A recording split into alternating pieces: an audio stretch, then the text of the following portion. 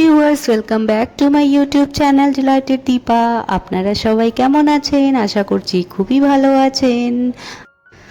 আজ রোববার, তো আজকে হচ্ছে সবারই ছুটির দিন। তো সবাই মোটামুটি যেভাবে সকাল সকাল উঠে পড়েছিলাম। তো আমার যেহেতু দিদির বাড়িতেই আজকেও থাকার কথা, তো ওই কারণেই আমি আমার মতো করেই এনজয় করছি। আমার সেইভাবে তো কোনো কাজকর্ম নেই, দিদি তো সব কাজ নিজেই করে নেয়, আর রান্নাবান্না সমস্ত কিছু নিজেই সামলায়। হাতে হাতে টুকটাক এটা ওটা যদি মনে হয় করে দিই, না মনে হয় না করি সেরকমভাবে। তো যেহেতু বাচ্চা ছোট, দিদি বলে অত কিছু করতে হবে না, তুই এসছিস দুদিনের জন্য, রেস্ট নে, পরে বাড়ি গিয়ে তো কাজ করতেই হবে। তো যেই কারণে আমি সকাল সকাল স্নান করে নিলাম, আর স্নান টান করে কয়েকটা কাপড় কেচেছিলাম, মেয়ের কয়েকটা বাসি জামা কাপড় আর আমারও। তো সেগুলো কেচে আমি মেলে দিচ্ছি। আর আজকে তো যেহেতু গত রাত বৃষ্টি হয়েছিল, তো আজকে সেইভাবে রোদের তাপটা নেই, ওই রোদ আসছে যাচ্ছে এরকম করছে। তো এখন আমি মেলে দিচ্ছি জামা কাপড়গুলো, আর এরপর আমি আবার নিচে যাব, নিচে গিয়ে চা খাবো। তো মর্নিংটা আজ শুরু হলো ওই আমার দিদির মেয়ে ওই গিটার বাজায়, গিটার বাজিয়ে গান করে, তো সেইটা খুব একটা সুন্দর মুহূর্ত দিয়ে স্টার্ট হলো দিনটা, যেটা আমার ভালো লাগছিল। মর্নিংয়ের একটা অদ্ভুত মোটিভেশন। যাই হোক, ছাদে এত সুন্দর নয়নতারা ফুলগুলো দেখে মনটা জাস্ট আমার মানে আনন্দে লাফাচ্ছিল। ভাবছিলাম, ওয়াও, এরকম আমার ঘরেও যদি আমি এরকমভাবেই গাছগুলো বড় করতে পারতাম ভালো হতো। আমার ঘরেও তো নয়নতারা গাছগুলো আছে, তো সেগুলো অ্যাকচুয়ালি কী বলুন তো, সেগুলো দিদির বাড়ি থেকেই চারা নিয়ে গিয়ে লাগানো। তো যেটাই আমার এখানে বড় হয়েছে, কিন্তু আমার যেহেতু মাটি কম, সেই কারণে খুব একটা বেশি বড় হতে পারেনি। আর এখানে আমি নিচে চলে এসেছি, নিচে এসে আমি একটু চুল টুল আঁচড়ে নিচ্ছি, ভালো করে রেডি হয়ে নিচ্ছি। এরপর দিদি বলছে চা ঠান্ডা হয়ে যাবে, চা ঠান্ডা হয়ে যাবে, তাড়াতাড়ি খেয়ে নে। তো সেই কারণে চাটা আমি এখন তাড়াতাড়ি করে খেয়ে নেব।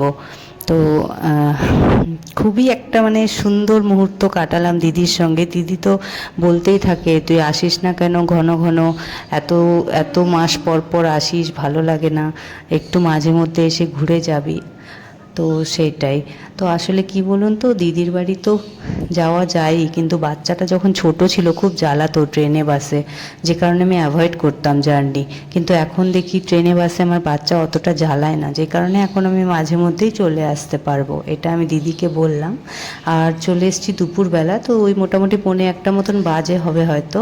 তো সেই সময় দেখলাম অনেকগুলো হনুমান এসছে, 3-4টে একসঙ্গে হনুমান এসে এই শিম গাছের পাতা খাচ্ছে, শিম খাচ্ছে, এই করছে। আর এদিকে কুকুরটা, পাশের বাড়ির পোষা কুকুরটা খুব চিল্লাচ্ছিল হনুমানগুলোকে দেখে। তো আমার মেয়েও চিল্লাচ্ছে এদিকে ব্যাকগ্রাউন্ডে। তো মেয়েকে তখন আমি খাওয়াচ্ছি, ডাল ভাত যা দিদি করেছে রান্নাবান্না, মাছ রয়েছে, সব কিছু মিশিয়ে ওকে আমি খাইয়ে দিচ্ছি।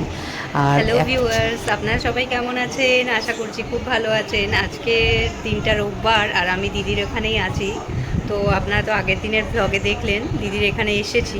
তো আজকের দিনটাও থাকছি, হয়তো আগামীকাল ফিরতে পারি। তো এইটা আমার দিদির ছেলে।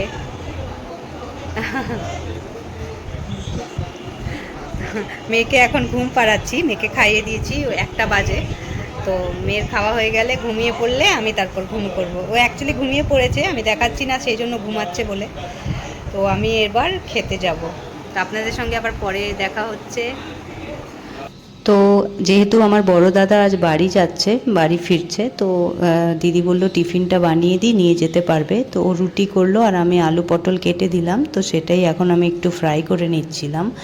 আর এদিকে আজকের মেনিউতে আছে ডালের বড়া, ভাত, মাছের ঝোল একদম পাতলা করে, যেটা খুবই ভালো হয় পেটের জন্য, আগের দিন রিচ খেয়েছিলাম। তো আর আম ডাল ছিল সাথে, আর শশা ছিল, তো সেগুলো খাওয়া হয়ে গেল। তো এটা আমরা চলে এসেছি বিকেলের দিকে। তো মেয়েকে ছাদে নিয়ে এসেছি একটু ঘোরাতে, আর কয়েকটা জামা কাপড়, কয়েকটা না, যেগুলো শুকিয়ে গেছে আমি নিয়ে যেতে এসেছি, তো সেগুলো নিয়ে গিয়ে আমি রেখে দেবো নিচে। আর এদিকে মেয়ের সঙ্গেও আমি একটু খেলছিলাম ছাদে। এত সুন্দর ওয়েদারটা ছিল না আজকে, যে মানে বলার না, এত ভালো লাগছিল কি, মানে মনে হচ্ছিল কয়েক মুহূর্ত আরও কাটাই ছাদে বসে, এরকম।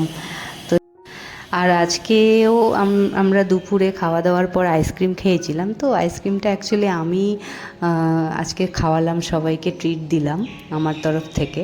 দুটো দুটো করে সবাই আইসক্রিম খেলো।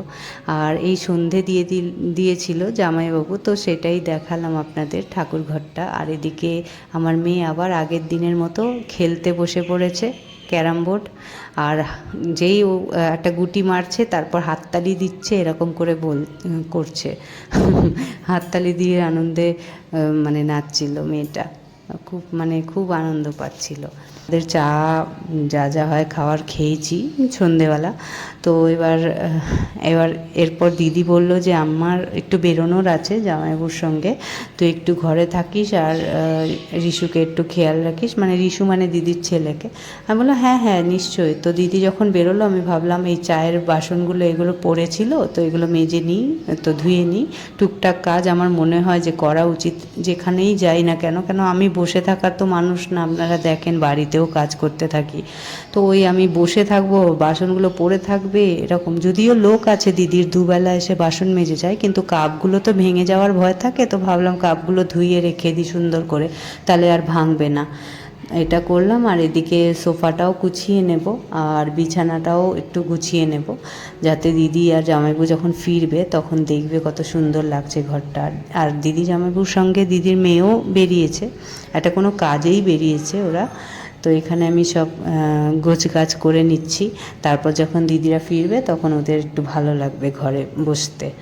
তো সেই জন্যই আমি তাড়াতাড়ি করে এই ফাঁকে সব কাজ করে নিচ্ছি, বিছানাটাও গুছিয়ে নেব। তো আজকে আমি এগুলো করার পর আর খুব একটা ব্লগ শ্যুট করিনি।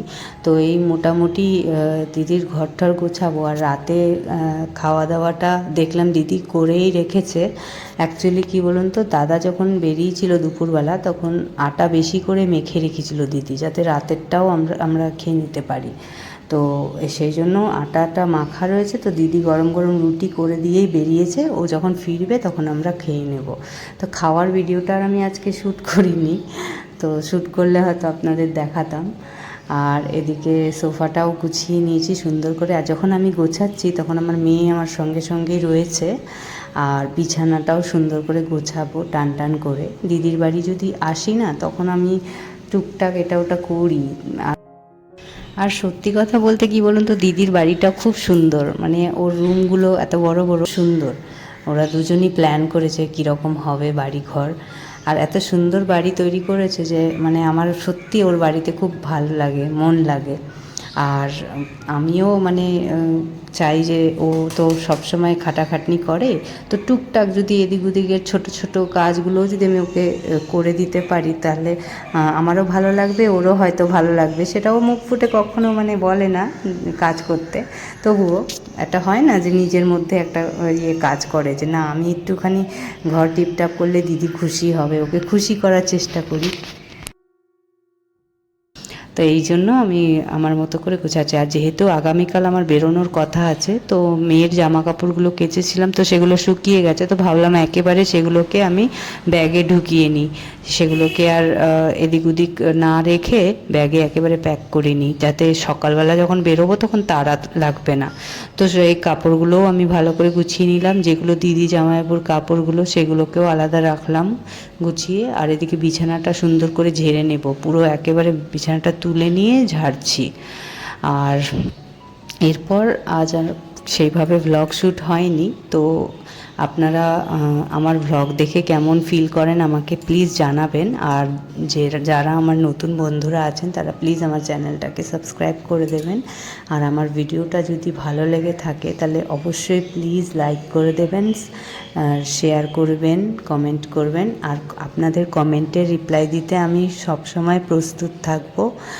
আর তো মোটামুটি আমার এই অবধি আজকের ভিডিওটা থাকছে। আপনাদের কে অনুরোধ করছি প্লিজ আমার চ্যানেলটাকে সাবস্ক্রাইব করবেন, লাইক শেয়ার আর কমেন্ট করবেন। আজ তাহলে বন্ধুরা এই অবধি থাক, আবার দেখা হবে নেক্সট ব্লগে। খুব ভালো লাগবে আশা করছি। নেক্সট ব্লগটা আমি আমার বাড়ির ভিডিওটাই দিতে পারবো, কারণ দিদির এখান থেকে তো আগামীকাল বেরোনোর কথা আছে। আপনারা সবাই ভালো থাকবেন, সুস্থ থাকবেন, টেক কেয়ার অফ ইয়োরসেলভস।